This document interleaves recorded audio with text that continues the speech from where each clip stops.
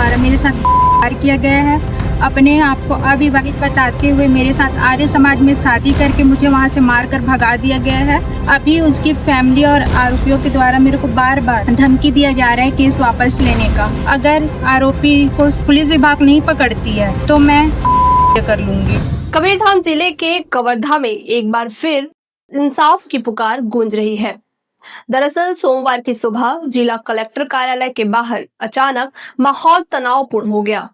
एक युवती भीड़ के बीच खड़ी थी, चेहरे पर आक्रोश, आंखों में बेबसी और आवाज में एक करुणा भरी शक्ति थी। उसकी जुबान पर केवल एक ही दर्द था, वो था न्याय। युवती का आरोप है कि उसके साथ शोषण और दुष्कर्म हुआ है और आरोप किसी आम व्यक्ति पर नहीं बल्कि पुलिस विभाग में कार्यरत एक आरक्षक पर लगाया गया है। उसका कहना है कि शिकायत दर्ज कराने के बावजूद अब तक कोई ठोस कार्रवाई नहीं की गई। हर दिन अदालत और थाने के चक्कर लगाए लेकिन नतीजा सिर्फ इंतजार और चुप्पी। इसी लापरवाही से आहत होकर युवती कलेक्टर कार्यालय पहुंची और सबके सामने चेतावनी दी कि अगर जल्द कार्रवाई नहीं हुई तो मैं इच्छा मृत्यु की अनुमति मांगने को मजबूर हो जाऊंगी। उसकी यह बात सुनकर कार्यालय में मौजूद अधिकारी और कर्मचारी हक्का बक्का रह गए। अफरा तफरी मच गई और वहां का माहौल अचानक भारी खामोशी में बदल गया। युवती ने साफ शब्दों में कहा कि अब वह चुप नहीं बैठेगी। अगर उसे इंसाफ नहीं मिला तो वह अपना दर्द मुख्यमंत्री और राज्य के वरिष्ठ पुलिस अधिकारियों तक पहुंचाएगी। कवर्धा का यह मामला एक बार फिर प्रशासन और कानून व्यवस्था पर बड़े सवाल खड़े कर रहा है। क्या पीड़िता को सही मायने में न्याय मिलेगा? क्या यह आवाज भी बाकी आवाजों की तरह सन्नाटे में दबकर रह जाएगी? यह सवाल अब पूरे जिले में गूंज रहा है। द्वारा मेरे साथ बलात्कार किया गया है। अपने आप को अविवाहित बताते हुए मेरे साथ आर्य समाज में शादी करके मुझे वहां से मारकर भगा दिया गया है। अभी उसकी फैमिली और आरोपियों के द्वारा मेरे को बार बार धमकी दिया जा रहा है केस वापस लेने का। अगर आरोपी को पुलिस विभाग नहीं पकड़ती है तो मैं कर लूंगी।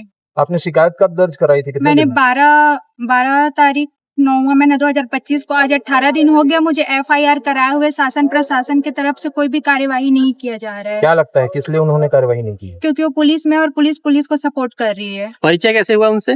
2 साल पहले उन्होंने मेरी मदद के नाम पे मेरा नंबर लिया था कि मैं तुम्हारी मदद करूंगा, मैं पुलिस में हूँ। मैंने उस पर विश्वास करके अपना मोबाइल नंबर दिया था।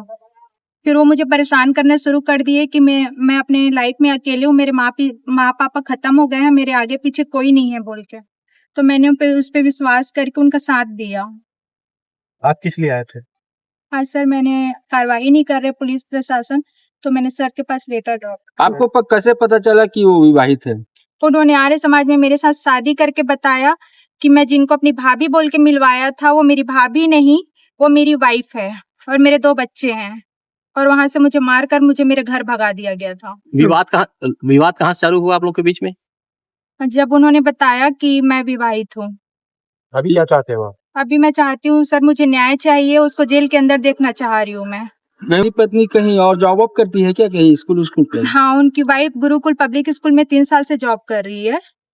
हाँ, उन्होंने मुझे मिलवाया था कि मेरी भाभी है करके, और उनकी वाइफ से भी मिली। उनकी वाइफ भी कभी नहीं बताई कि मैं उनकी पत्नी हूँ करके। तो मतलब स्कूल से ही खुलासा हुआ है? स्कूल से नहीं सर, उन्होंने मुझे पहले ही बताया था। ये पूरी वारदात उनकी जानकारी में थी क्या, उनकी वाइफ के पहले भी? नहीं थी सर। मैंने उनकी वाइफ को बताया है कि मैं शादीशुदा हूँ, आपके पति मेरे साथ शादी किए हैं धोखा देकर।